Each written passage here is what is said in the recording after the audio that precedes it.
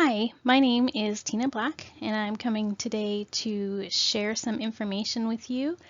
I am a believer in the Father and the Messiah, a Torah follower, and over the last few years I have learned quite a bit about things that I didn't understand before. I've put some puzzle pieces together.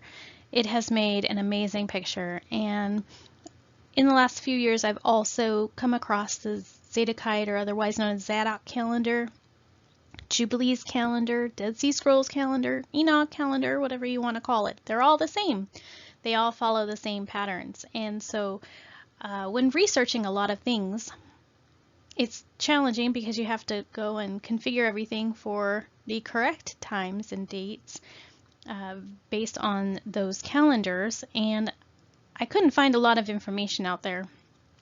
So over the last few years, I've put together quite a bit of my research, and I thought that it would be helpful because there's not a lot of information out there. You're not going to find a lot of videos, specifically the Passover timelines with the Zadok calendar. So I wanted to put this out for those who are trying to make sense of the Zadok calendar and putting or plugging in dates with times and trying to figure out what happened when. So this is based on my research, and I will go through various resources that I have found over the years to back up my claims that I'm going to make on this video. And again, I'm a researcher at heart, and I love to put things together, so this has been a lot of time and effort put towards this, and so I'm so excited to be able to share this with others. So we're going to start out with first things first. When does the day begin? Genesis 1, verse 3 through 5 says, "And God said, let there be light. And there was light. And God saw the light, and it was good. And God divided the light from the darkness. And God called the light day, and the darkness he called night. And the evening and the morning were the first day." So we see a pattern already established in Genesis, sundown to sundown. This phrase, "and evening and morning were the first day," was repeated several times. Genesis 1:8, 1:13, 19, 23, and 31. So thus the first day, as defined by Scripture, consists of evening first and then a morning. The pattern is the basis for the position that a biblical day is from sundown to sundown. So we have evening and morning the first day, evening and morning the second day. An example in Scripture would have to be Yom Kippur. Leviticus 23, 27 through 32. The Israelites were to observe Yom Kippur, the Day of Atonement, from evening to evening. And here is the verses here.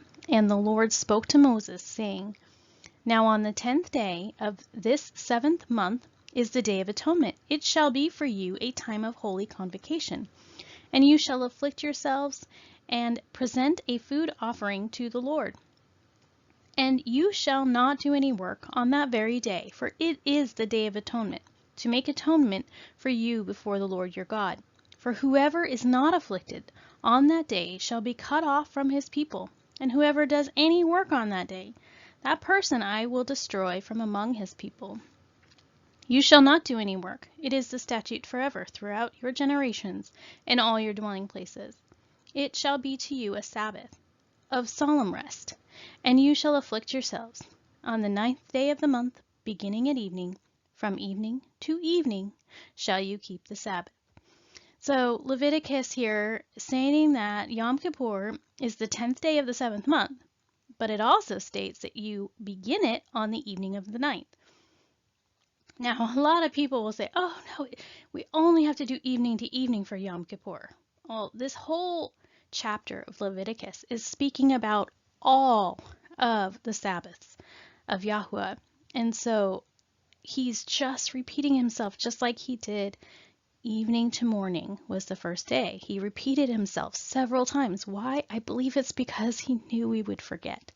and he wanted to make sure that we understood it. And sometimes, a parent has to repeat themselves quite a few times, and even then, the kids don't always listen. So is Moses contradicting himself about the timing of Yom Kippur? Of course not. It's clear to see that the 9th day is ending as the 10th day begins. This falls under the whole section about Sabbath, so one should assume that they all begin and end at evening. Another example in Scripture is Nehemiah's gates. Nehemiah chapter 13, verse 19. And this is when the Israelites came back after being in captivity, and Nehemiah is trying to reestablish the law in Jerusalem. And it says, "As soon as it began to grow dark at the gates of Jerusalem before the Sabbath, I commanded the doors should be shut and gave orders that they should not be opened until after the Sabbath. And I stationed some of my servants at the gate, that no load might be brought in on the Sabbath day." Now Nehemiah is commanding the people to shut the gates as soon as it began to grow dark, to prevent the Sabbath from being defiled by the merchants and the buyers and the sellers who were trying to come in and do business. Why would he command the gates to be shut at night if the Sabbath didn't begin until the morning? That doesn't make any sense.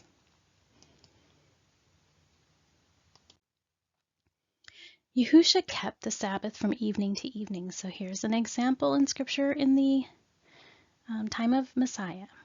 The Pharisees pointed out everything that the Messiah did and his disciples that contradicted their beliefs, correct? So not once did we hear that the Pharisees were complaining that Yahusha and his disciples were keeping the wrong Sabbath. They were not keeping a different Sabbath. So he healed on the Sabbath, and he was doing the same Sabbath day as the Pharisees and the Sadducees and the people of that day. Otherwise, I'm sure we would have heard about it because they complained about everything he did, correct? So we can surely be reminded that Yeshua went to the synagogues on the Sabbath day, which is what he's supposed to be doing. Unclean until evening is another category that must be addressed when discussing evening. Leviticus 11:24 says, "And by these you shall become unclean. Whoever touches their carcass shall be unclean until the evening." Leviticus 11:14, 15, 17, and 22 all state that a person is unclean until evening. The same sentiments are in the book of Numbers. The sun must set for one to be clean according to the Dead Sea Scrolls Damascus document. It says a man is pure from all uncleanness who sees the sun set.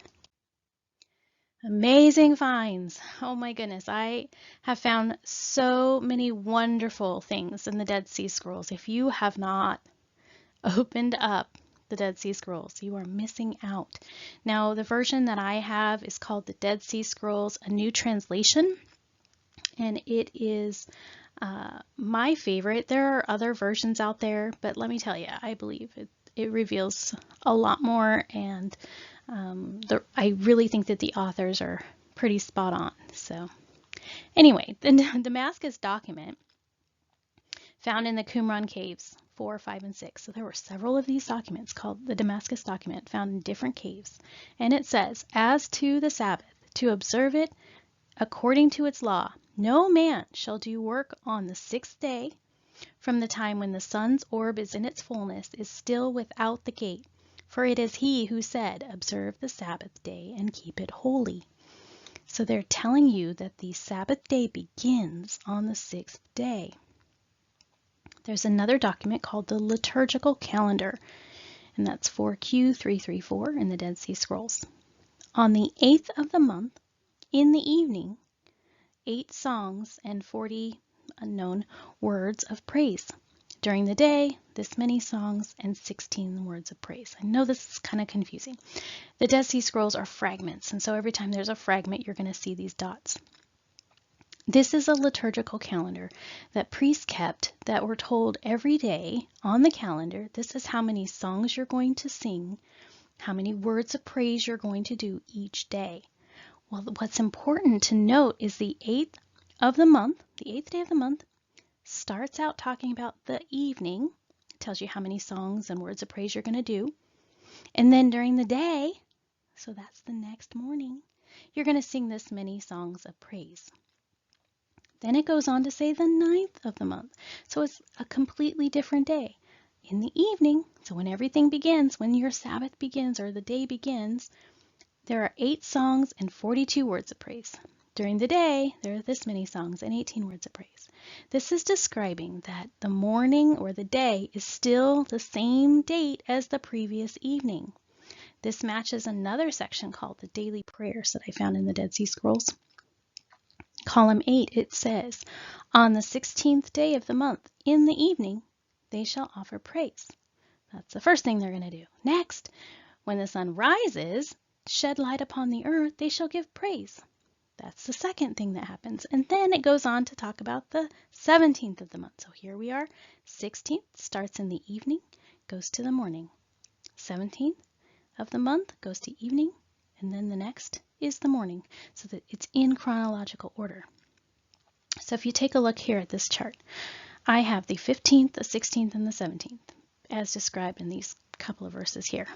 This section is representing the daytime, the light when the sun is out. This section, after 7 or p.m. sunset, this is evening, that's why it's dark. So this first one, the 16th of the month in the evening, so this is evening, so this is number 1. The 16th begins in the evening and goes to the morning. 17th begins in the evening and goes to the morning. So that's how everything should be represented. We start in the evening, and it's the previous night, but after the sun has set, after 7 o'clock or whatever time that you have chosen. All right, so now we're going to get into the laws about the Sabbath. And I'm building up. Yes, we're going to be talking about the Zadokite calendar, the Zadok calendar, but I have to build up. I have some information that needs to be clarified before we get into that aspect of it. So here we go. What is permissible and what is not? Here's some key points. Can we agree with the Sabbath that we cannot work? And I give you the biblical references here, some of them. We can't make a slave or an animal work or bear a burden, according to Deuteronomy. We can't begin a long journey. And some people might disagree with that, but I believe that it's clarified in Jubilees. I'm not saying that it's against the Torah to go for a nice walk or go somewhere. But if you're going on a journey where you're packing, leaving, buying tickets, going elsewhere, buying gas, I believe that that is against the Torah. Do not gather, according to Exodus and Numbers. One should rest. I hope that we can all agree that our Sabbath, we should be resting. And one shall guard it and keep it holy. And my personal preference, no cooking or baking. My family chooses to not do that on the Sabbath. Yes, we still consider it a feast day and we still eat quite a bit. So anyway, that's for another time. All right, some more Passover facts. If you were to read scripture in Leviticus 23, it tells you that you should sacrifice the lamb in the evening, okay, of the 14th of the first month. And then it says to eat the meal at night or twilight, depending on your version. So Passover is a preparation day for the first day of unleavened bread, right? Which is the 15th day of the first month. Let's look at the definition of preparation day. Mark 15:42 states, and now when evening was come, because it was the preparation, that is, the day before the Sabbath. So the day before the Sabbath. So we consider unleavened bread day to be a holy high convocation Sabbath day. So the day before that would be the preparation day, just like our weekly preparation day is Friday.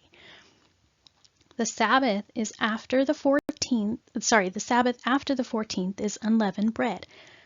We have to know here that Passover is not a Sabbath, and I'm clarifying that for a lot of people here. Scriptures for Passover, we have Leviticus 23:5 says, in the first month, on the 14th day of the month at twilight is the Lord's Passover. Now I'm using the ESV version here. Numbers, it says, on the 14th day of the month at evening, Ye shall keep it as an appointed season, according to all the rites, and according to all the ceremonies thereof you shall keep it. That's King James. So this word, at evening or at twilight, is the word ereb. Evening, it means evening, end of day, to grow dark. And I have the Strong's Concordance over here. I'm going to state right out front, if you're looking at Strong Concordance, don't just take this section. Read down, farther and farther down through the usage and where it's used in words. They might say, oh, Arab means this, but if you go down further, it might actually mean something else. And that's for another time. But this specific one is correct. It means dusk, evening, right? The word is evening, marking a transition from daylight to darkness. Some translations will say between the evenings. However, it's translated to be, when it says between the evenings, when people see that translation in different versions of the Bible, it's dual in phrase according to, see, this is reading down a little bit farther.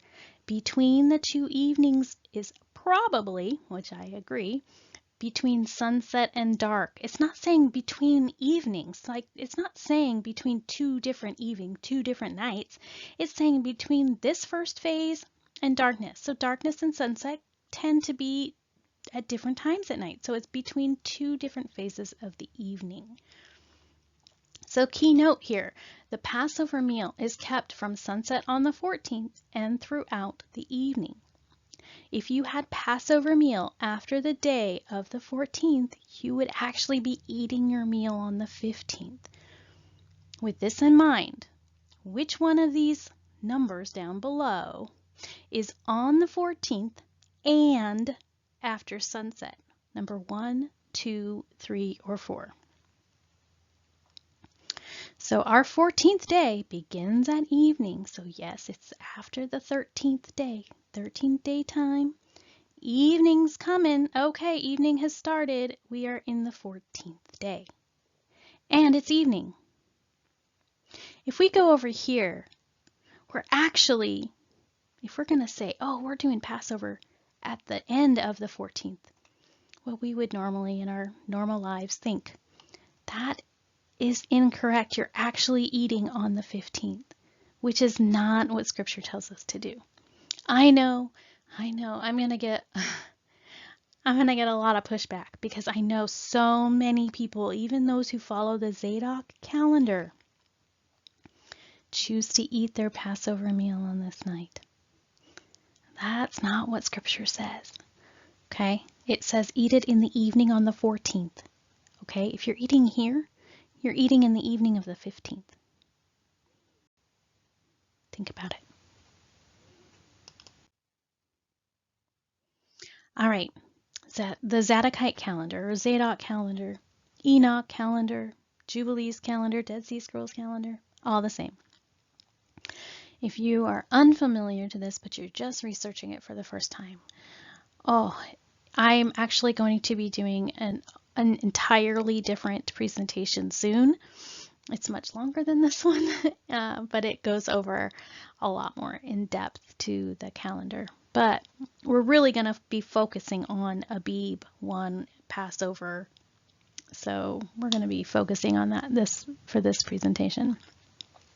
So this is just an overall picture of what the calendar looks like. So I'm just going to move along. Here is a screenshot, I guess, from my family's calendar, what we've made up for ourselves for the first month of Abib. So we have Abib, month 1. So Abib 1 begins on a Wednesday, according to the Zadok calendar, every single year. Okay, so we're actually going to blow our shofars in the evening of the 13th. Or sorry, the evening of the 31st. Then we're going to move along down here to the Passover. We have Passover, blow the shofar for unleavened bread. We have a week of unleavened bread, and then the Holy Convocation at the end, and then we have our first fruits. So that's just a picture of our Abib. All right, so now we're going to get started into the Exodus week. Since we have all of those key things in mind, because that's going to come into play to understanding when and how things happened. The Exodus week. What are some facts? Exodus 12, verses 4 through 28, talks about Moses and his group eating the Passover in the evening. And then verses 30 through 32, they leave in the morning after the Passover meal. Now, if you need a visual, you can look down here. So they prepared the meal. They ate their Passover in the evening right here. The next day in the morning, they packed, they worked to gather all the flocks, herds, dough, carried clothes on their shoulders. They gathered jewels, gold and silver. Their animals, they put loads on their animals, right? They're doing all of that. This is the day after they ate their Passover. In Exodus 12, it says they journeyed with loaded animals. They traveled from Ramses to Sukkot and camped and also baked their unleavened bread. They also had to arrive that evening, so they made a short trip that first day, because by the evening time it was the Sabbath of unleavened bread. So they had to get to a place that they were going to camp so they could set up camp for the night.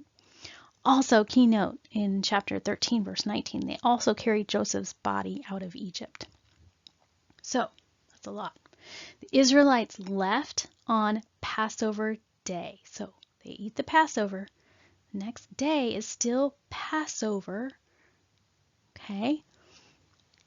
They were able to pack up, load, travel, all of that, because it was still a preparation day before unleavened bread. This is the Holy Convocation, High Sabbath day right here. Keep that in mind. Remember, as we stated before, for a Sabbath or a High Sabbath, you cannot work. You cannot make a slave or animal work or bear a burden. Key point right there. You cannot begin a long journey. No cooking or baking. Cannot gather. And one should rest, right? And one shall guard it and keep it holy. Now again, I don't believe being on a journey is in essence wrong. Just starting on a journey, because there's a lot involved. Okay. So with all of that in mind, does this look like a restful Sabbath? Are they following the Sabbath rules?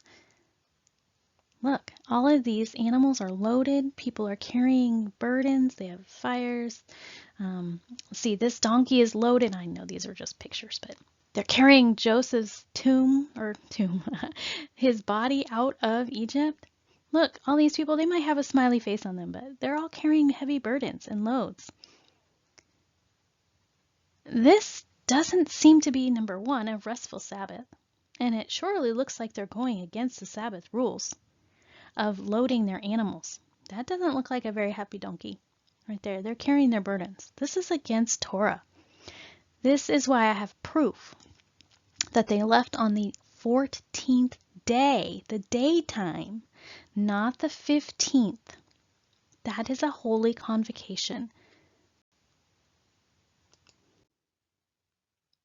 So here we have the Passover week shown here for you. I have, again, daytime up here, evening time down here. So Moses and his group, it was evening, so they prepared their Passover meal and ate it.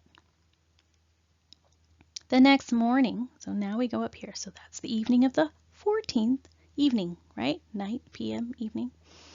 The next morning, they gathered, they loaded their animals, and they left. This is the preparation day for the High Sabbath. Then we have evening, which is the High Sabbath. So they were already camped for the night. They got to their location, traveled for, a few hours, camped. Then we have our weekly Sabbath over here.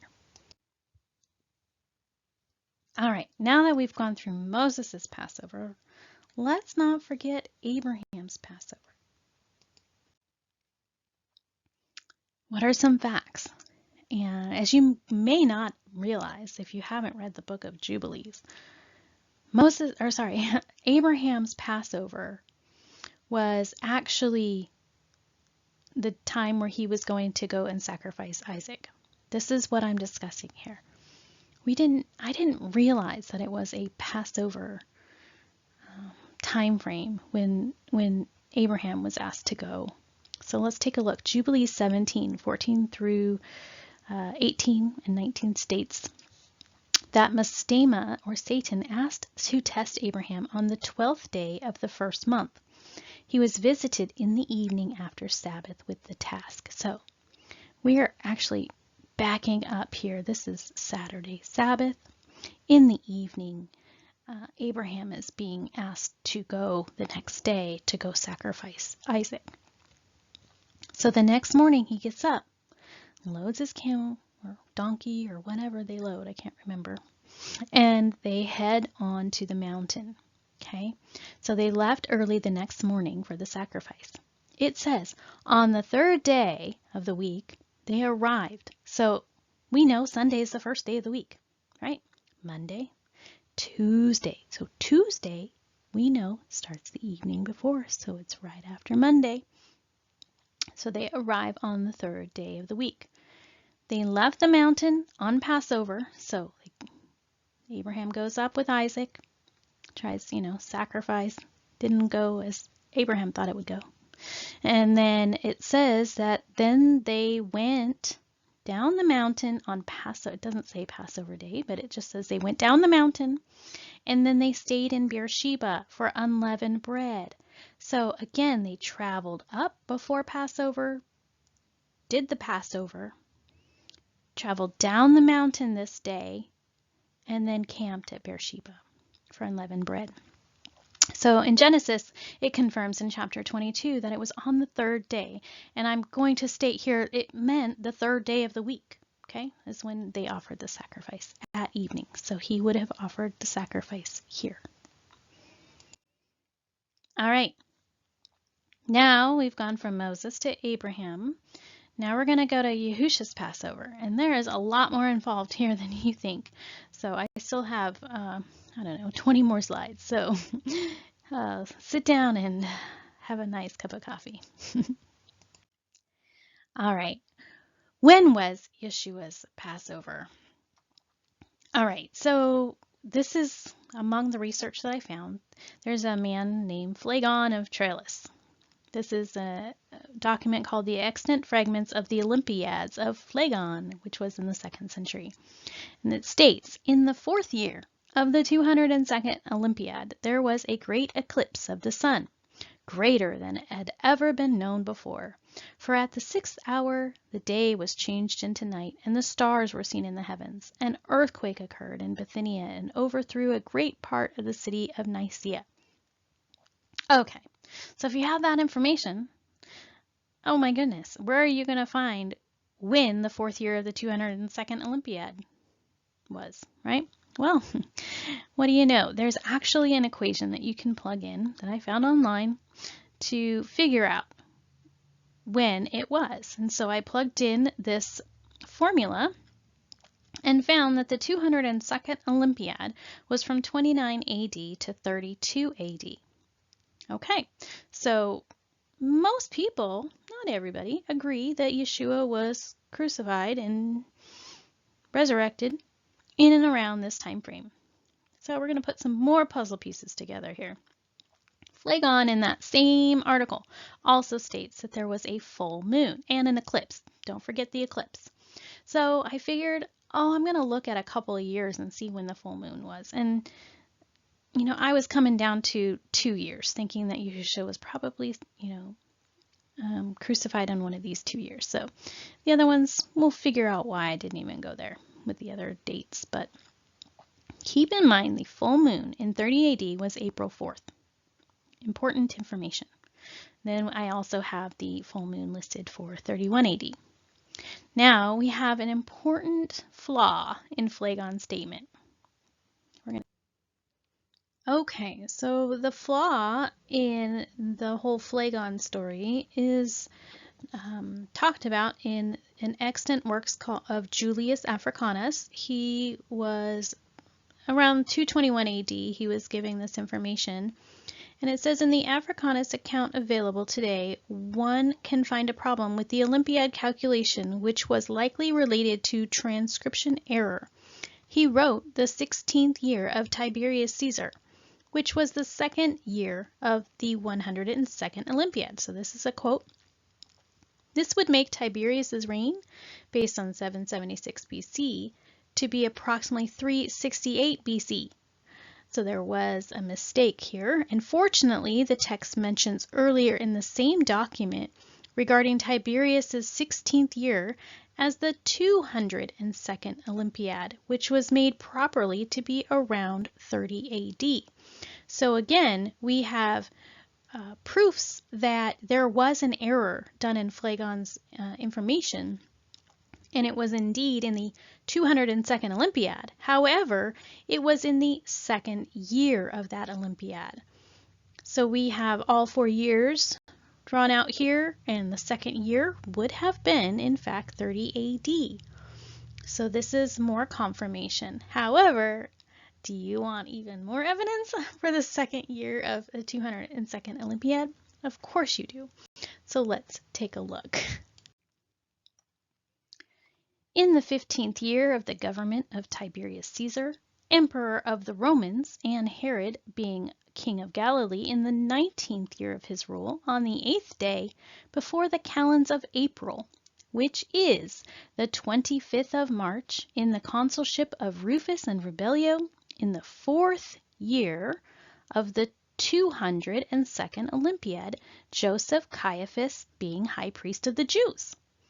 So we know that Caiaphas was priest of the Jews during Yeshua's death, burial, and resurrection.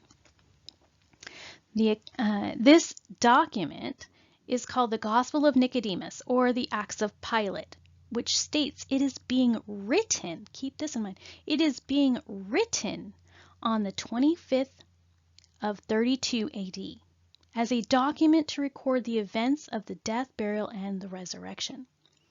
March 25th was pre-Passover, everyone. Pre-Passover. How can you write about the death, burial, and resurrection before it even happened? March 25th is pre-Passover for all the years 30 AD to 32 AD. So the only time he could be writing it is 32 AD. So I conclude it was written 2 years after the crucifixion because it couldn't be written before it happened. Thus I agree this was written in 32 AD, 2 years after the crucifixion. Remember, Phlegon fixed his work, describing that it was indeed the second year of the 202nd Olympiad. This confirms 30 AD as the resurrection year. So keep in mind that there was also a full moon, right? Keep that in mind. We're going to move on. Side note, real quick, said it was a full moon. This is my extra information, my little other nugget for today. This so-called eclipse that Phlegon mentions, and others, there's a lot of other documents that mention the same eclipse that happened. Folks, an eclipse can only happen on a new moon status. So the darkness was not caused by an eclipse. If you take a look here at this picture, anytime a full moon happens, anytime a new moon happens, there can be an eclipse because the moon is right in the same vicinity as the sun. But if it's a full moon, it's always directly opposite of the sun. So it could not have been an eclipse that everyone was talking about. Let's read an account from 375 to 418 AD by a man named Paulus Orosius. On that same day, the sun was entirely obscured, and loathsome night suddenly overshadowed the land. It was quite clear that neither the moon nor the clouds stood in the way of the light of the sun, so it is reported that on that day the moon, being 14 days old, with the entire region of the heavens thrown in between, was farthest from the sight of the sun. This man confirms there is no way it could have been an eclipse because the moon was full. 14 days, between 14 and 15, is when it's considered full. He said there's no way. It wasn't a real eclipse. It was something else. Okay, side note over. All right, so now we need to figure out, okay, so what was happening according to the Jews, the Hebrew calendar in 30 AD? Let's take a look. So I took a couple of pictures here from a calendar for 30 AD. And this is also notating when the moons are, what phases they are. So remember we had Nicodemus writing on the 25th of March, right? So in 30 AD, 25th of March is a whole week and a half before the week of the Passover for the Jews and Hebrews, Pharisees, all of those people. So he stated he was writing on the 25th. So again, if he's writing on the 25th, it couldn't have been in 30 AD. So he wasn't writing it before. If you go to 31 AD, same thing. Now here's a difference here. The Jews' Passover was March 26th and 27th this year. So right here. Okay, this number one, a 3-night or 3-day, 3-night burial resurrection couldn't have happened because this is on way over here. Then they tell you that he rose at the end of the week. So we'll take a look at that. Doesn't work. 31 AD calendar doesn't work because again, if Nicodemus is writing on the 25th, it's still pre-Passover. He couldn't have written it beforehand. So actually, he's writing it on this day, 8 days before the first day of April. He said 8 days before the calends of April. He's writing this. So he's writing it in memory of what happened. So he's writing it in 32 AD or 31 AD. He's writing it after the event took place. Let's see here. There's a website, maryslibrary.com, that I found this. This woman did all these calculations for us, so it was very helpful. Hebrew calendar points to the year of the death of Christ. And so she figured in 30 AD, and she has it for other years as well, but she comes to the conclusion that this indeed happened this week, which was when the Jews kept their Passover. And she marks 2 days because they would have Passover day, preparation day, and their Sabbath, the 14th, 15th. We're going to get into that in just a moment here. There's some wrinkle in time here. There's some information here that is going to get a little tricky. We have some real huge issues with the calendar at this time, and I call it calendar chaos. Let's take a look. During this time, 30 AD, it actually started pre-30 AD, but there were lots of different calendars being kept at this time, and I have proof text to show you. So here we have a gentleman by the name of Joseph Leonard, website truthandscripture.net. And he states, "It may surprise you to learn that in the first century Judaism, there were five Jewish sects which observed Passover, each with distinct days for the sacrifice of their lambs. These Passovers were the Mosaic Passover, Samaritans' Passover, the Essenes' Passover, the Sadducees' Passover, and the Pharisaic Passover." He said that there were multiple Passovers being done when the lamb was to be sacrificed. Okay, so he says, which one did Jesus observe in his Passover or Last Supper and through his sacrificial death? Okay, so he also realizes this is a puzzle. We have to put all the pieces together. According to, this is still in his website, according to Avi ben Mordecai, the difference between the two interpretations determines when this Passover lamb is killed and when it is eaten. From ancient Jewish sources, we know that the Sadducees and the Samaritans on Mount Gerizim sacrificed their lambs on Abib 13:14. Okay, so those people had their evening on the right day, according to the Zadok, Jubilees, Enoch calendar. This is 24 hours before the Pharisees on Abib 14:15. And again, we're talking specifically about 30 AD. We're specifically talking about Yeshua's Passover and when it was. So according to this gentleman here, Yeshua and his disciples kept it on the 13th, 14th, 24 hours before the Pharisees kept their Passover meal, 14th, 15th. In addition, according to the gospel accounts, the disciples of Jesus killed the Passover lamb for Jesus and the disciples, which was registered to Jesus and the disciples according to the Jewish law. Let's take a look. So, not only are all these people having different Passover days, it's because they're following different calendars. And I'm gonna just say right here, right now, it's still happening. And, obviously, we'll know more when our Messiah returns because we're all going to be on the same calendar.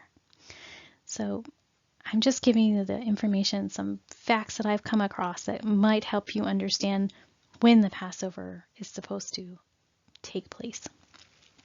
All right, so Passover and unleavened bread are on different days. Now, we determined that earlier when we were talking about the 14th and the 15th. Passover, there's Passover evening to morning, and then there's unleavened bread from evening to morning, right? 2 different days.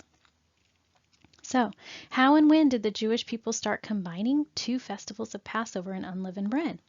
So, if you don't know already, maybe you haven't even followed the Hebrew calendar, the Jews or the people who live in Israel, even some regular, some Torah followers are combining the Passover with unleavened bread.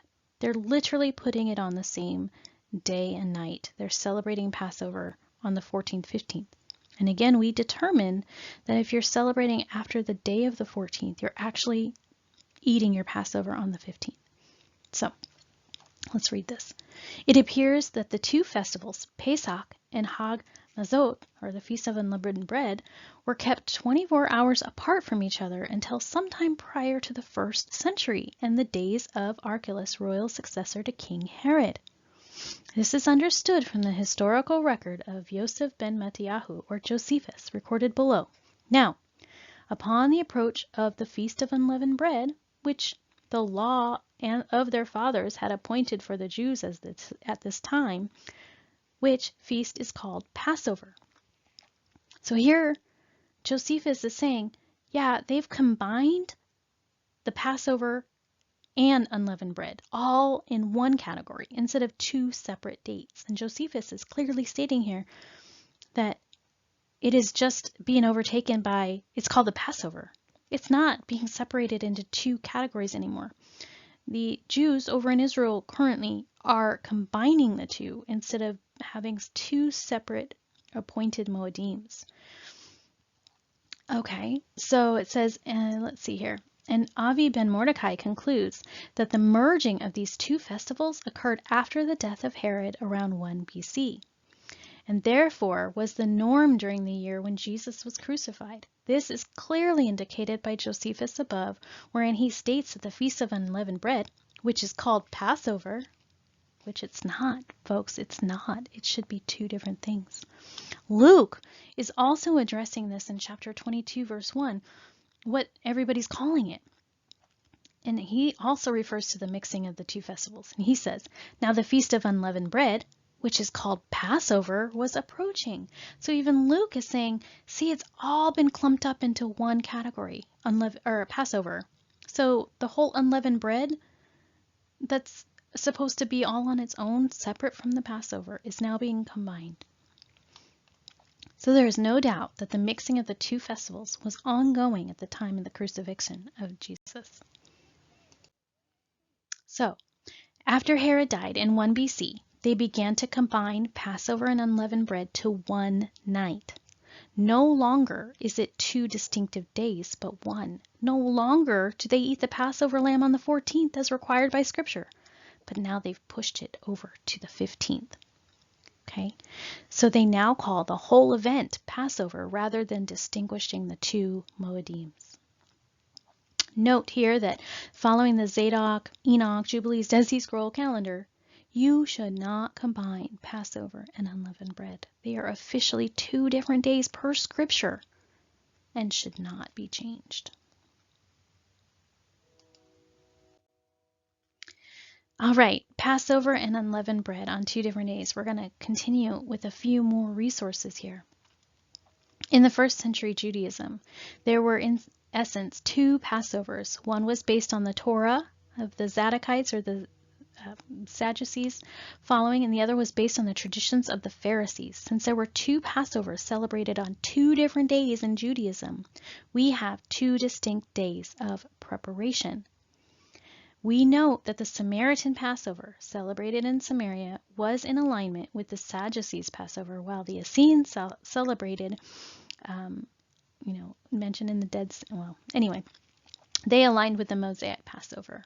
So each of these Passovers of the various sects of Judaism had their own distinctive day of preparation prior to the Day of Unleavened Bread, a high Sabbath day, which further complicates the proper interpretation of the gospel accounts. Additionally, there is the complication of the preparation day occurring the day before the regularly weekly Sabbath of the seventh day, Saturday. So this document, again, Truth in Scripture, is documenting that it is the 30 AD, and we are talking about two different distinct days where Yeshua and his disciples are having their Passover 24 hours before the Pharisees of the time. All right. Last bit of sources here, the Book of the Nazarene. I don't know if you've read it, but it's worth the read. All right, the Book of the Nazarene is a text that was found in the hands of Celtic believers, and it states that Pilate said, and this is during the trial of Yeshua, "You are a perverse race, over-concerned with unworldly things and ensnaring yourselves in your own net of goodness. You cannot even agree on the dates of your own festivals or the nature of your Elohim." So even Pilate himself was aware that everybody was celebrating their feast days differently. Bible.org states that the meal held by Yeshua and the disciples were one day before the official celebration. What's official? Well, that's what the Pharisees were doing. There's a book called The Jesus Report, and paraphrasing, it says that the feast took place the day before the priesthood in Jerusalem. And it says, if we base ourselves on the reckoning of the Qumran calendar, Yahusha could have been judged, crucified, and buried before the Israelites' normal date of Passover. Any other reckoning either disregards the strict Jewish Sabbath customs or tries to distort the true state of affairs, like the Synoptic Gospels. He also states that the Zealots, or the Zadokites, celebrated based on Qumran.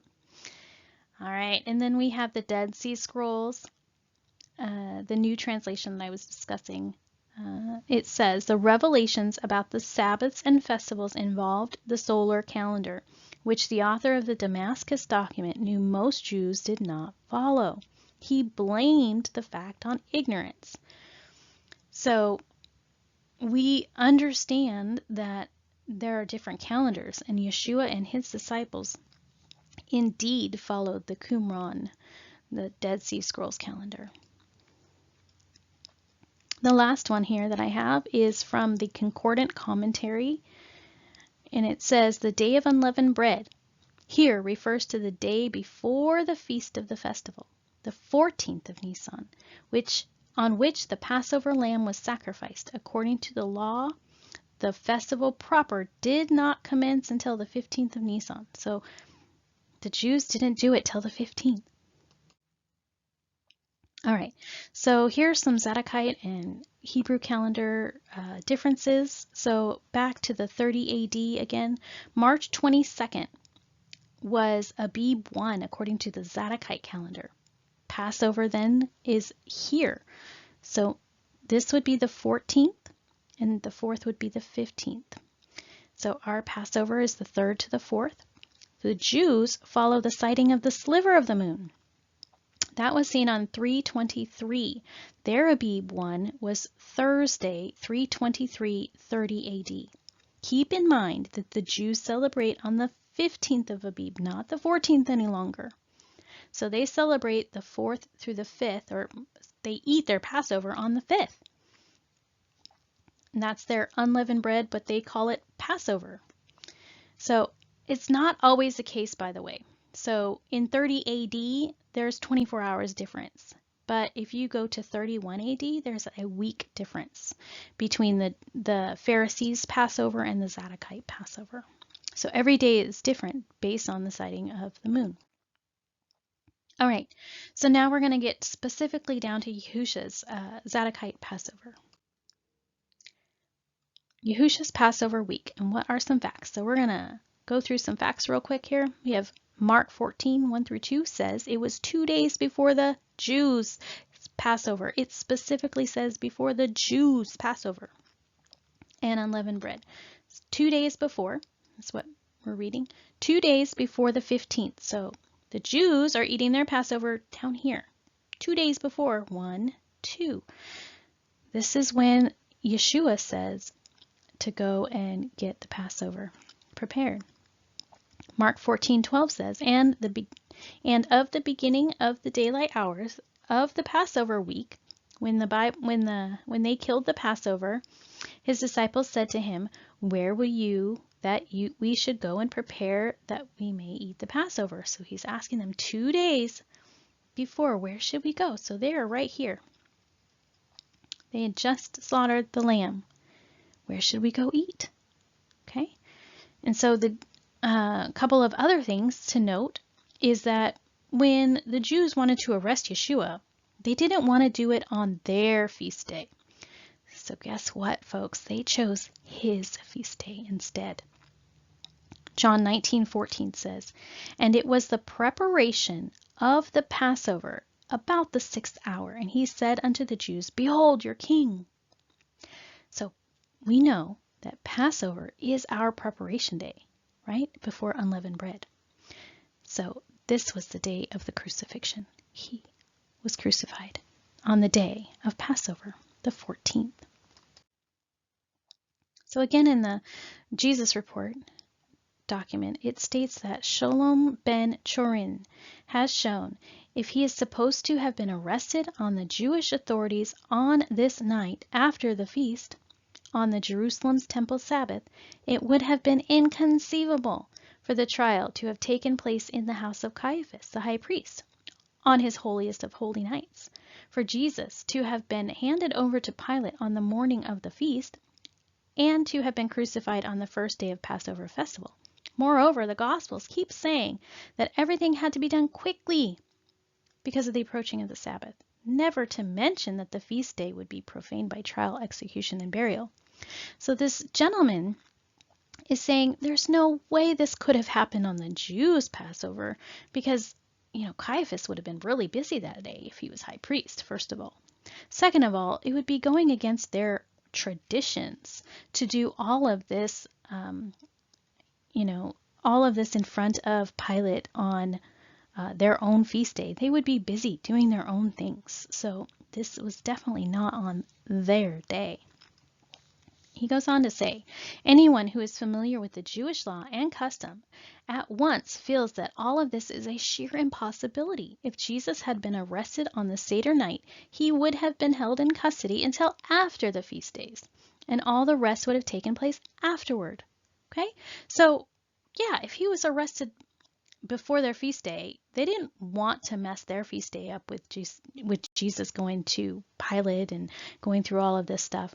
They would have said, oh, we'll take care of it after our feast day. No, they were doing it before their feast day. All right, so here I'm going to set the stage. Just so you know, the Qumran sect was involved. The solar calendar, according to Jesus, what Jesus celebrated, his Passover meal, on a different day from the Jews. Okay, this is again the Jesus Report. Thus, the premise for an earlier Seder or feast based on the Qumran calendar was that in Jerusalem too there lived Essenes who had already prepared everything. For only the Essenes who celebrated their Sabbath earlier than the Jews could accept Jesus and his disciples at a Seder feast. Long story, quick note here, I do believe that when he is discussing the Essenes, I believe that there have been a huge misinterpretation, representation of who the Essenes versus the Zadokite priesthood were, who kept Qumran. I believe it was the Zadokite priest, not the Essenes. Anyway, not to get too much into that, but he's stating that they were already preparing for their feast that day. So, of course, they had a table prepared for Yeshua and his disciples. All right, now we're going to go to the burial.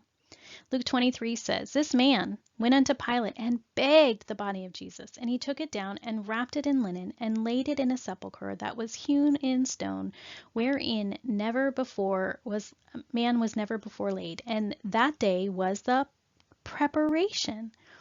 And the Sabbath drew on, and the women also which came with him from Galilee followed after, and beheld the sepulchre, and how his body was laid. And they returned and prepared spices and ointments, and rested the Sabbath day according to the commandment."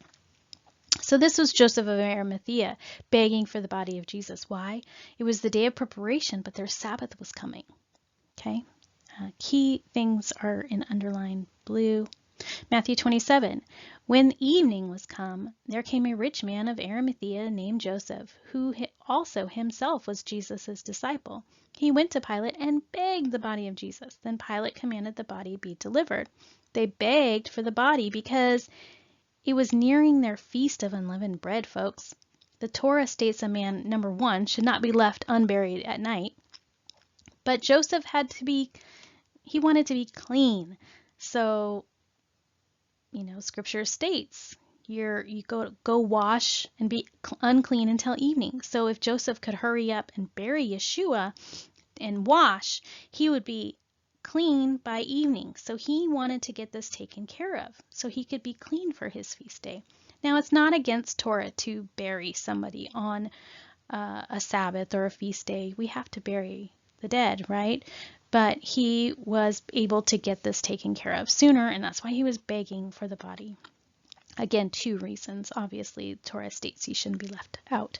John 19:42, "There laid they Jesus therefore, because the Jews' preparation day for the sepulchre was nigh at hand." So now it's stating that it's, the Jews' preparation day. So we're about ready to head into the Jews' Passover. Okay, so we just finished according to the Zadok calendar, right? We're about ready to go into the Holy Convocation. The Jews are about to go into their preparation day 24 hours later. So there is a separation from the original preparation day and the Jews' preparation day, 2 different days, 24 hours apart. All right, here we're going to take a look step by step here. We have Mark 14:12 says they prepared the meal. The disciples prepared the Passover lamb, asked Yeshua, "Where should we go?" And they go to a room and they eat their meal. Again, evening, we're all in the evening here, Passover. This is the same night Yeshua is arrested. 6 a.m. he goes to trial. He's crucified at 9 a.m. 12 p.m. to 3 p.m. we have darkness. 3 p.m. his death. 5 p.m. his burial before unleavened bread. This is the Jews' preparation day, remember? This is also the time that the Jews go to Pilate and ask for them to put guards at the tomb. Okay, so if this is where Yeshua dies, we're going to count days and nights. Okay, this is his first night in the tomb. This is the first day. Guards are posted. This is a high Sabbath for unleavened bread, the Jews' preparation day. Day 1. Now we're into night 2. Oh, here, by the way, is the full moon. Now we're into the Jews' Passover meal. They have that this night, right? Their unleavened bread and Passover all in one night. Night number 2. Now we're in day number 2. The ladies buy their spices after their Sabbath, right? Their Sabbath happened here. So on this day, when they wake up in the morning, they go and buy their spices so they can make the oils and ointments. And I've also done a study. How long does it take to make oils and ointments and things like that? And I found that it takes about approximately 24 hours for them to do all of these preparations. So the ladies obviously have to wait to buy their goods after their Sabbath, and then it will take 24 hours to make it. All right, so here we are in the Jews' unleavened bread. So it started this evening, and now they're on their high holy Sabbath day. This is day number 2. We're going into night number 3. So we know he has night number 1, night number 2, night number 3, and we have day number 3. So the oils are being made, the women are finishing up, they're doing their normal Friday preparation day activities. He didn't go into a 4th night. So he has 1 night, 2 nights, 3 nights. He's not going to go into this night. 1 day, 2 days, 3 days, all 24 hours each. We don't have a Friday to a Sunday. We don't have a Thursday to a Sunday. We actually have a Tuesday, which would be a Wednesday to a Friday evening. Our Messiah rose from the grave on the Sabbath at Friday at sunset or evening. He did not go through a 4th night. He only did 3 days and 3 nights. And he did not resurrect on a Sunday. The ladies go to his tomb early in the morning. This is the road to Emmaus. And then Yeshua appears to his 11 disciples that evening. So the burial. Joseph bought the linen cloth. Mark 16:1, when the Sabbath was over, Mary Magdalene, Mary, mother of James, and Salome bought spices so they might go and anoint Yeshua's body. This is after the high Sabbath, or unleavened bread, on Thursday, before the weekly Sabbath. Here we go. We're going to look at it again. So we have after their Sabbath is when they bought the oils. Okay, they go to the grave on Saturday morning. Let that kick in. I'm going to show you something. We have the burial, Matthew 27:62. The next day, the one after preparation day, the chief priests and Pharisees went to Pilate and asked to post guards. So that's after preparation day. Let's take a look at the resurrection. Matthew 28. In the end of the Sabbath, this is King James, as it began to dawn towards the first day of the week, came Mary Magdalene and the other Mary to see the sepulchre. Okay, King James. End of the Sabbath, began at dawn towards the first day of the week. Here we have Young's literal translation. On the eve of the Sabbaths, at the dawn, toward the first of the Sabbaths, came Mary the Magdalene and the other Mary to see the sepulchre. Smith's literal translation says, and after the Sabbaths, in the shining forth to one of the Sabbaths, came Mary Magdalene and the other Mary to behold the tomb. Here's God-bathed New Testament. And late on the Sabbath day, on the dawn toward the first of the Sabbaths, Mary Magdalene and the other Mary came to see the sepulchre. So here I highlighted certain things. At the end of the Sabbath, or at the eve of the Sabbath, after the Sabbath, late on the Sabbath day. Then it says at dawn. Okay, so are we talking about the end of the Sabbath or at dawn? But then it says at the first day of the week, towards the first of the Sabbaths, one of the Sabbaths. How can they be going at dawn and being late in the day? They can't do both. These translations are going to sideswipe everybody if they don't look into it. Let's take a look. The concordant commentary of Matthew states, is comparing different versions of Matthew and Mark and John. It says the resurrection did not occur on Sunday or the first day of the week, but on the first one of the Sabbaths. The notable phrase of one of the Sabbaths is always found in an interval between Passover and Pentecost, and it goes on to talk about, it's talking about one of the Sabbaths. Scholars are divided as to the reason for the rendering of the use of the word first day of the week, as it was usual to say that one is sometimes used for first, and that Sabbaths sometimes means week. But the latest attempt to justify the accepted rendering is that one of the Sabbaths is equivalent to the first day after the Sabbath, as the day after the Sabbath was commonly called the morrow after the Sabbath in Leviticus 23. It seems far-fetched. Even if we take one to mean first in this case, the sense is not changed.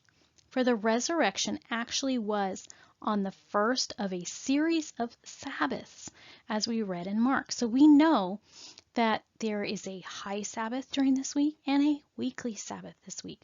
So when it's talking about that one Sabbath, it's talking about the main, the normal, the weekly Sabbath.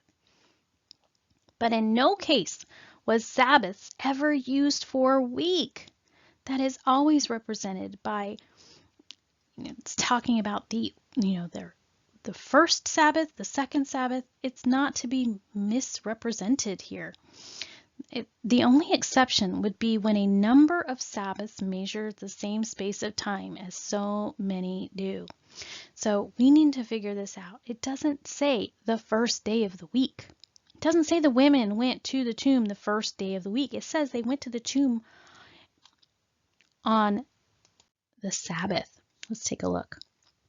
Let's take a look at some definitions here. So this is Matthew 28:1. It says in Hebrew these words, opse de sabbaton. Okay, opse means, if I'm not pronouncing it correctly, I'm sorry, late or later. It does not mean the end of a day, which the King James will state. It doesn't mean at the end of a day. Day means now or moreover or then. And then the word sabbaton is the word being used in this verse. Sabbaton means Sabbath. And then we have another word, this one. I'm not even going to try, but this, they're translating it to say dawn, which is correct. Okay, and then we have this word, eis, means in, into, unto, upon, towards, or for, among. And then we have this word, mion. Strong's 1520 means one, or primary, or a certain one. Now, to me, it looks like the word main, right? It's just not the word main, but it would mean that one, that primary one, which is our weekly Sabbath. So over and over I see this mistranslated, and it's beginning to drive me nuts, and that's why I put this presentation together. The ladies went to the tomb in the morning, early on the Sabbath day. It literally is the word sabbaton. So they are already halfway into their 24-hour period of their weekly Sabbath. That's why it says later on, because they're halfway through. When you wake up in the morning, you're halfway through your Sabbath. When you wake up on Saturday morning, you're halfway through your Sabbath. So later on in their Sabbath is when they go to the tomb. So it literally states that they were in or upon or among their primary Sabbath day, which is the normal weekly Sabbath, as they had another Sabbath that week. Nowhere does it say that they went to the tomb on the first day of the week, or else it would say the morrow after. Okay, so here we have the ladies going to the tomb on this day right here.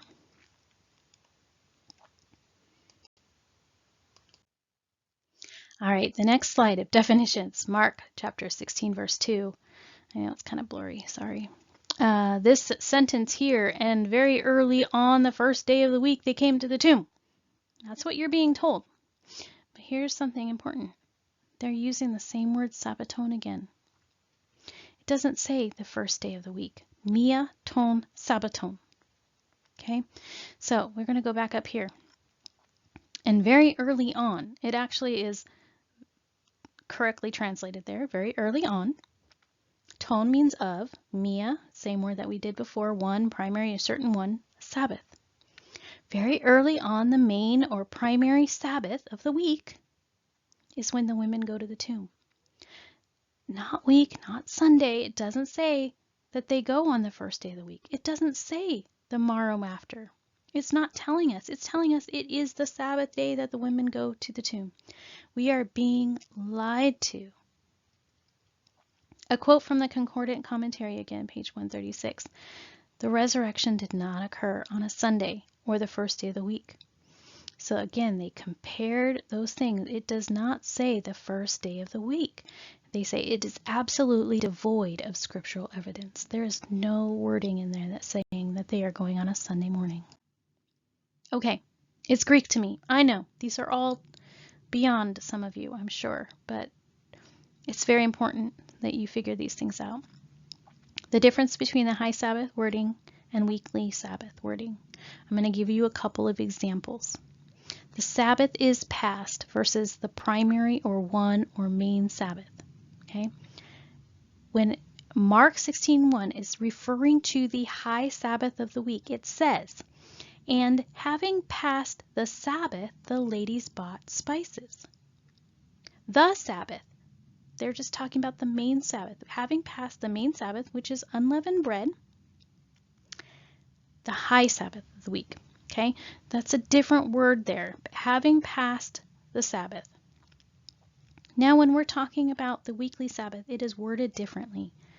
Matthew 28:1 says, "Late in the Sabbath, towards the dawn of the Sabbath came Mary." Mark 16:2, very early on, the one Sabbath. Luke 24, and again, we're reading this in, if we were to read it correctly with the Greek. The one or primary Sabbath at dawn, very early the women came. John 20:1, "Now, the primary Sabbath, Mary came early at dawn when it was still dark." So we're translating this correctly. It should be translated this way. Okay? And this is not me giving you my interpretation. This is going to the Greek, looking up scriptures, looking up the definitions of the words, and putting it in as it should be. Again, we have the trial taking place, crucifixion, burial, death. We have 3 nights, 3 days. Early in the morning, the women go on the Sabbath morning. When it's still dark, they go to the tomb. The actual festival of unleavened bread did not commence until the day after the Passover, according to Leviticus 23:5-6. But since all leaven was removed on the day of the Passover and it was eaten with unleavened bread, Exodus 12:8, it came to be included in unleavened bread. How blind they were! The Passover must be killed before the festival, not because it might create a tumult of the people, but because it was God's order. They were at great pains and trouble in their rabid rebellion against God, that they might fulfill the will of God. So it is always. God's enemies are carrying out his will in their very opposition. The lamb must be slain on the 14th, and God can use the fearfulness of the priest to fulfill it, so long as he cannot use their faithfulness. The Concordant Commentary. So again, the lamb must be slain on the 14th at the evening. The priests, the Pharisees, were doing it wrong to fit their own interpretation. If the death happened on the Pharisees' calendar, Yeshua would not have been the Passover lamb that was prophesied about. The Zadok calendar would be the only calendar that fits. Yes, you heard me correctly. The Zadok calendar is the only calendar that fits. No other calendar works. He rose on the Sabbath day.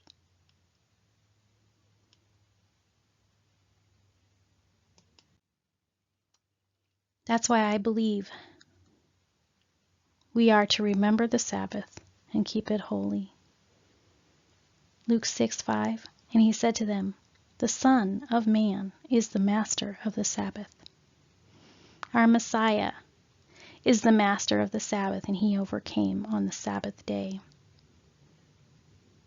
Thank you very much for your time. I hope that this has helped you in your understanding of the Passovers, the feast days, the Zadok calendar, and how it fits in.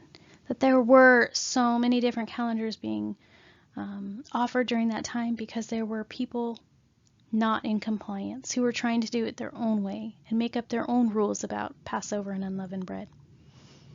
I hope that you will understand that we are to sacrifice, well, we don't sacrifice, but kill our lamb or put it on the grill on the 14th, the evening.